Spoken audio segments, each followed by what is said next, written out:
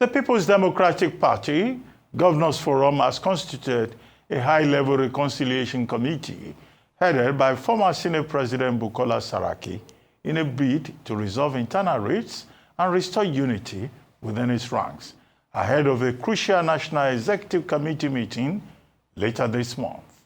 The decision was reached on Sunday night at an expanded meeting of the forum in Abuja, which brought together 7 and former PDP governors, as well as members of the National Working Committee. Since the 2023 elections, the PDP has been battling internal crisis. The situation worsened with the conflict between Governors Sim Fubara and Nyesom Wike in Rivers State, disagreements over the South-South zonal leadership, and the unresolved National Secretary position since December 2024. Wike's attendance came as a shock to many due to his working relationship with members of the ruling APC All Progressives Congress.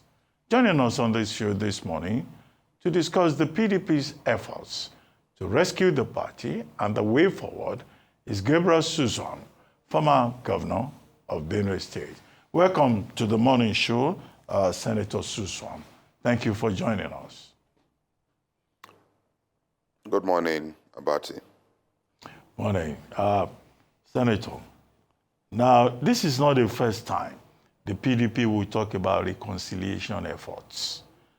All kinds of committees have been formed in the past to address what you yourself called the lingering crisis in the party, the leadership problem in the party. What is the guarantee that this latest committee, led by Senator Bukola Saraki, will yield any progress or tangible outcome?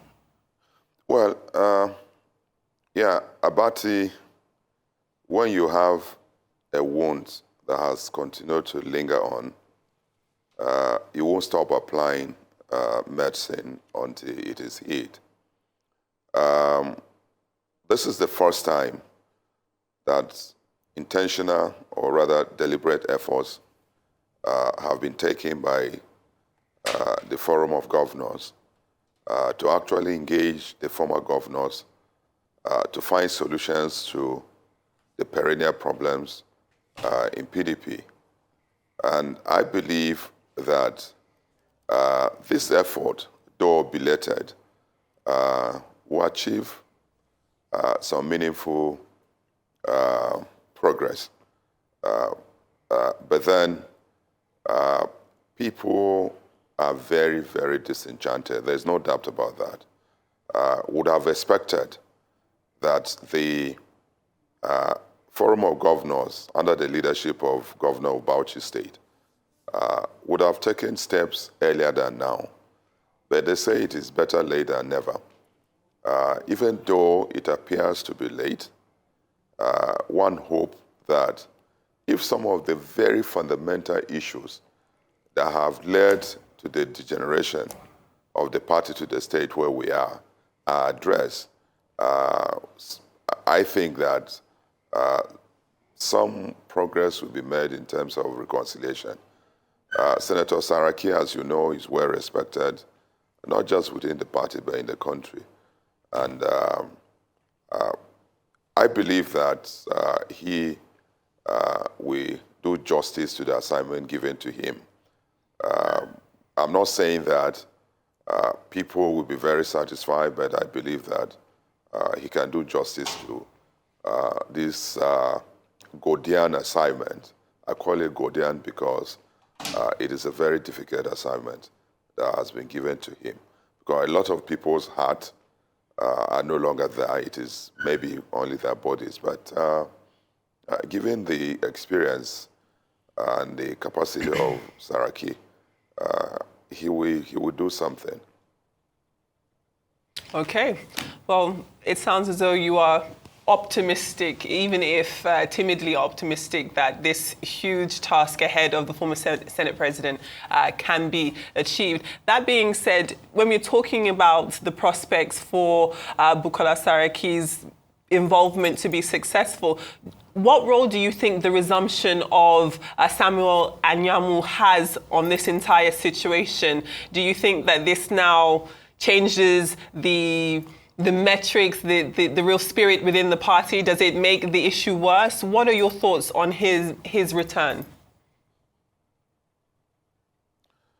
Well, in the meeting, the issue of the secretary of the party was discussed, not comprehensively, but I believe that the party will take a definite a decision on that if and when NEC is held. I say if and when because a couple of times they fixed NECs and then unceremoniously they will shift it. We're hoping that it won't be shifted this time. And people are very concerned about who is the secretary of the party. And for people who want to go into election, there are some states that have by-elections. They are very worried. And if a decision is not taken, a definite decision is not taken in the next NEC, that will pose a big challenge to a lot of people. And so I believe that based on the discussions that took place in that meeting, that decision will be taken because if I understand the decisions of the Supreme Court, rather the ruling of the Supreme Court say that these are internal party issues that should be resolved by the various levels of the party. So if it is the decision of the party, or if it is the responsibility of the party to take internal decisions as they relate to party issues, then of course the Southeast in their meeting unanimously nominated somebody who should be the secretary of the party. That person is not Anyamu. And I believe that based on the Supreme Court decision, NEC of the party will be definite and take a decision. So let's hope that there will be NEC, and let's hope that the party will have the way to take the decision reflecting the decision of the Southeast caucus of the party. But are you saying so? I'm so sorry to interrupt you there, sir, and thank you for your answer on the question. But it sounds as though you feel as though there's still space for that to change, for Samuel Anyamu not to be the national secretary, but it has been confirmed. We've seen the letters, we've seen the documentation, his signature coming in last night that shows that he is the national secretary. I understand that you say that, within the party, he was not the person that the majority of people in line with you had chosen, but is that not confirmed now? Is he not your secretary? Well, I wouldn't. You see, this is it's a tricky question. Tricky in the sense that this problem went through a whole court process from the High Court to the Court of Appeal to the Supreme Court. At the Court of Appeal, somebody else was pronounced as the secretary of the party. At the Supreme Court say that this is an internal problem of the party, so they should go back. If I would want to interpret that, I would say that Anyamu is not the secretary of the party because the decision of the Supreme Court, on the face of it, did not necessarily nullify the decision of the Court of Appeal. Rather, they were giving direction that, look, this is internal problem of the party, so the party should go and sort it out. And like I said, the Southeast caucus of this party, which has the responsibility to nominate a secretary, had nominated somebody else other than Anyamu.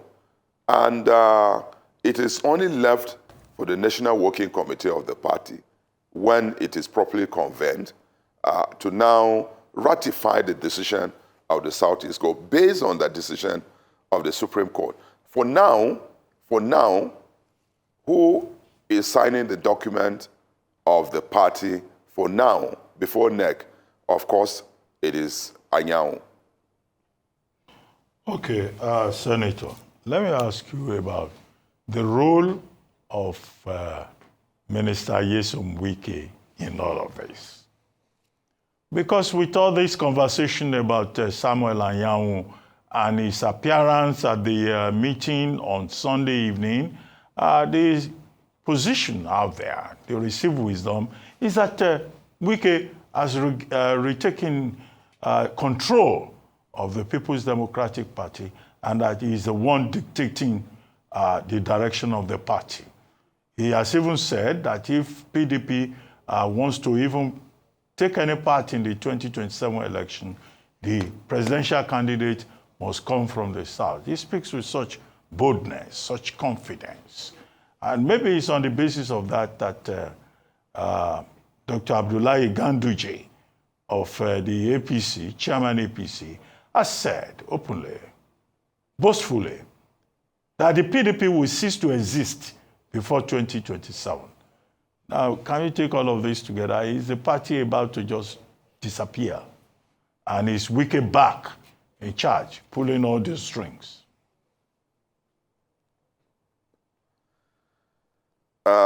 About the party PDP have a lot of problems. There's no doubt about that.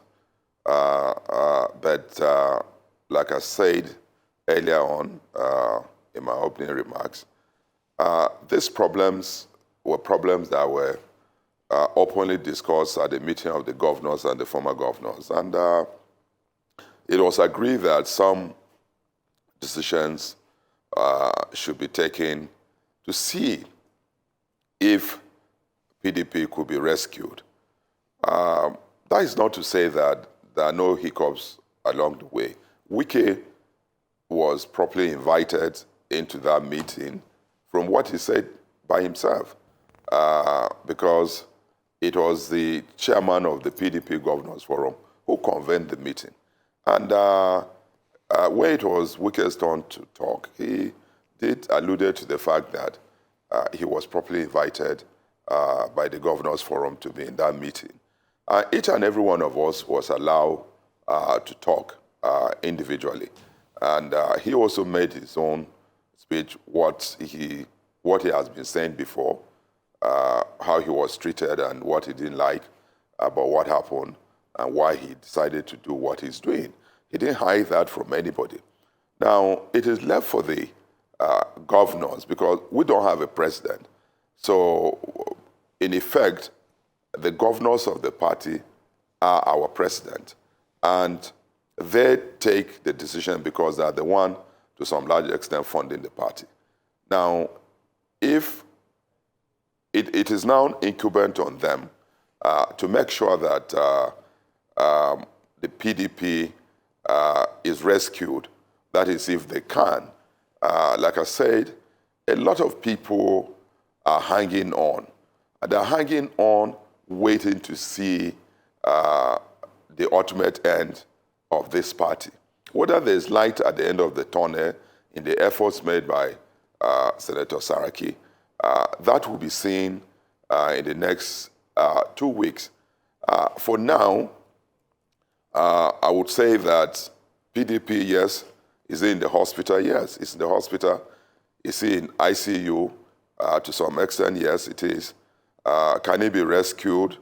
Yes, if the proper medicine is applied. That is my comment as far as whether PDP Senator, will cease to exist. So, Senator, you see it as a 50-50 situation. You are saying where PDP may survive, PDP may die. 50-50. Since anything can happen in ICU. 50.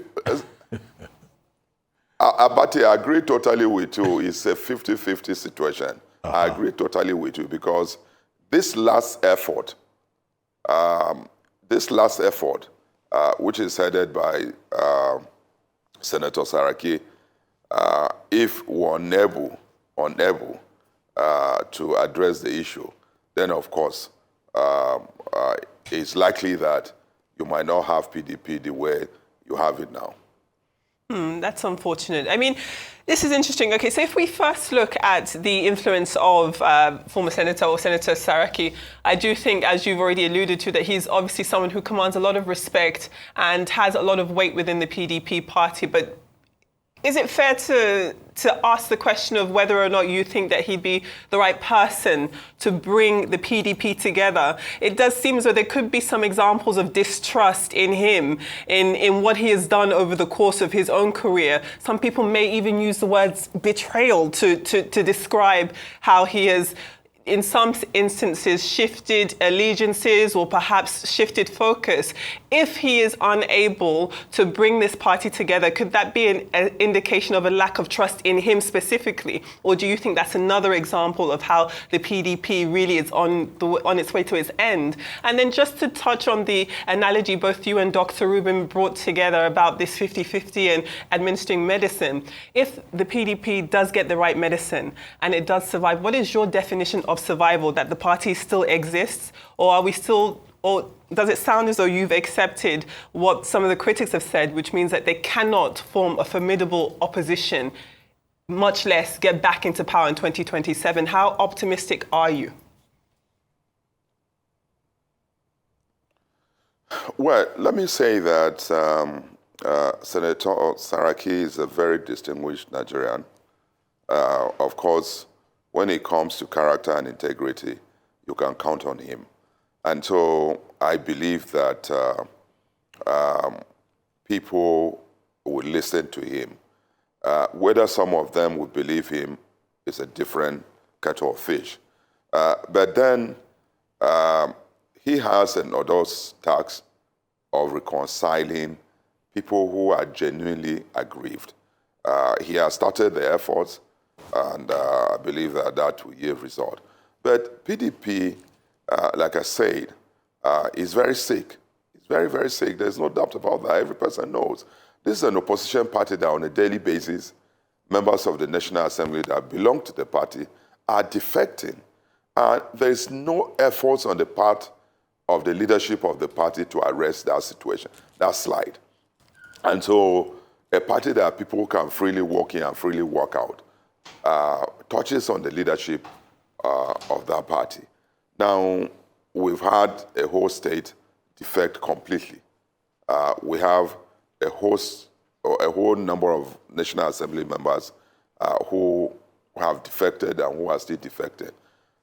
Any organization should be very worried. And it took PDP so long to convey a meeting to talk about these issues. And so people are asking the question, wait a minute, are these people serious? And I asked that question myself. PDP as a party, are we serious? I don't think that we're that serious. If you allow, it's like I gave an example. If we now have a small wound on your leg and you ignore it, it festers on, is expanding, and you are waiting. And when it becomes big, is when you start applying medicine. It's going to take a long period of time for it to heal. Now that PDP wound have expanded,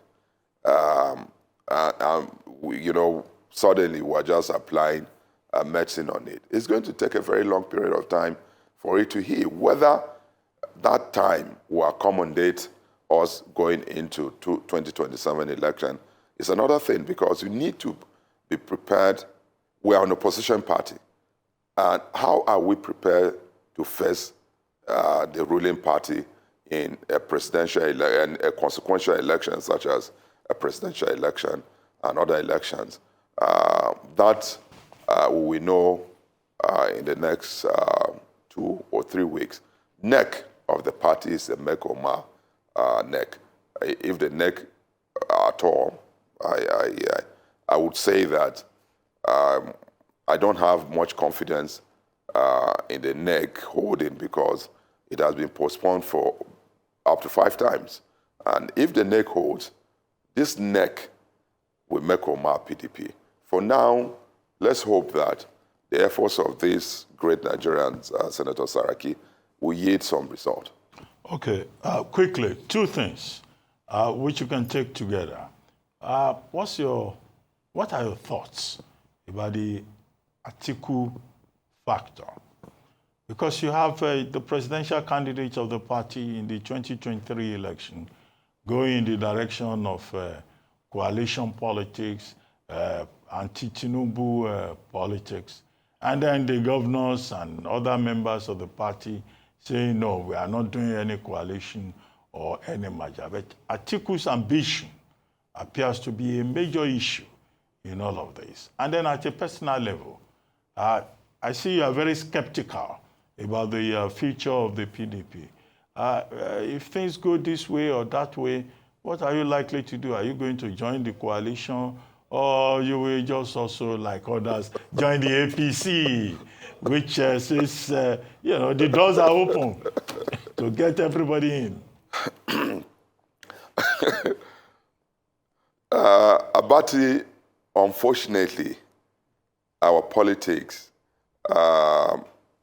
in Nigeria has no ideology. There's no principle. People just go into party without any ideology. It is all about their selfish interests. And so I have stayed in PDP since 1998. When PDP was formed, I was a very young man who joined it. And by the grace of God, I won a series of elections in PDP. And so in spite of the problems that have bedeviled the party recently, I still remain a member of PDP. But where we are now in PDP, for instance, in my state, Abati, I belong to a faction that is not recognized by the National Working Committee of the party. I, as a former House of Reps member for 8 years, a former governor, and a senator, don't even know who is my ward chairman in my local government, in my ward. And then you expect that I should be happy, and then without addressing these issues, be seriously talking about PDP. I founded PDP when we lost election in 2015. I single-handedly founded PDP until Governor Otom joined us back, and we won that election. This is somebody who have founded the party, who have done assignment, who is unable to even know who is the ward chairman, because there was no Congress in Benue. And the leadership of the party, we wrote a series of petitions and looked the other way and say that, well, this is what they want. So these are some of the problems that have bedeviled the party in a lot of states. And so for such people, of course, coalition is the alternative if they don't want to go to APC. It's not every person who wants to go to APC. Some people want to go to APC, some don't. And so for such people who are still in PDP, coalition is a very viable alternative for them. And for me, if the efforts of Saraki would not yield result, of course, I will decide whether I'm joining the bandwagon, because our late Odemogo Ojukwu say that if you can't beat them, you join them. So I decide whether I will join the APC or I will join the coalition. That is, and a lot of people are in that dilemma. Are you joining coalition or are you joining the APC? Of course, they will join one of them if the efforts of Saraki will not yield any meaningful result. But Senator, you have not addressed the Atiku question. Atiku as an individual, you see, when I've read a little bit of American history, and we're told that Abraham Lincoln contested election several times before he eventually won. I cannot decide for Atiku. Even if he's 90 years and he feels that he can contest, it is his constitutional right. No person will be denied to contest, except the Constitution has exception. If you are convicted, if you are a known criminal, then you can. But in this country, there are people who we know that people of doubtful character who have contested the election have won. Atiku has not been convicted. Atiku is a Nigerian who was vice president. So I cannot determine for him whether he should contest or not. It is him. It is within his own prerogatives. It is for him within his own conviction. If he's going to contest, you can't stop him. And it is just like our former president. Buhari contested up to 4 times. It is the 4th time that he was able to win the election. And so I can talk for myself, like I've said. If the Saraki efforts did not yield any fruitful result, at that point, then I have the right to take my own decision because I still want to play politics. I can't go back at this stage and start pretending that I'm practicing law. And so politics is what has been in me. And so I still want to play politics. Why not, Senator? You should have a second address. You can even go and farm. Politics is not a lifetime profession. I have a farm. Abati, I have a farm. I'm doing other businesses. But I cannot, I'm into politics. Okay. I'm into politics by choice. But before politics, I was doing my own things. I'm still doing those things in the last 2 years since I lost out of the Senate. I'm into businesses that I'm doing. I have some investment that I'm overlooking. Alrighty. And so I'm not saying that I will just stay. I'm doing something. A lot of people are doing something. But politics, if I've won election for up to 7 times or up to 5 times, of course, I should be able to have strong interest in politics. And I do have that strong interest. Okay, so well, before we let you... as far as I'm alive, I'll continue to practice politics. I must be on a platform.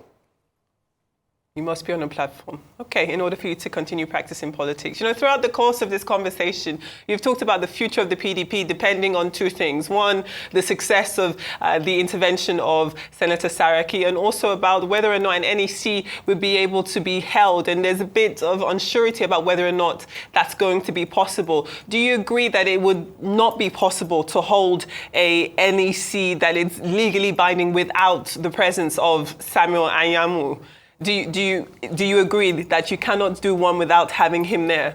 And then before we let you go, being that you obviously have strong ties to Benue State, I would like to ask you about your thoughts on the insecurity there. We did see reports of you reaching out to Governor Alia on behalf of a subsection of the youths in the region. So if you could firstly address this issue about the National Secretary, do you agree that you cannot hold a legally binding NEC without the presence of Samuel Anyamu? And very, very quickly, if you could touch on Benue.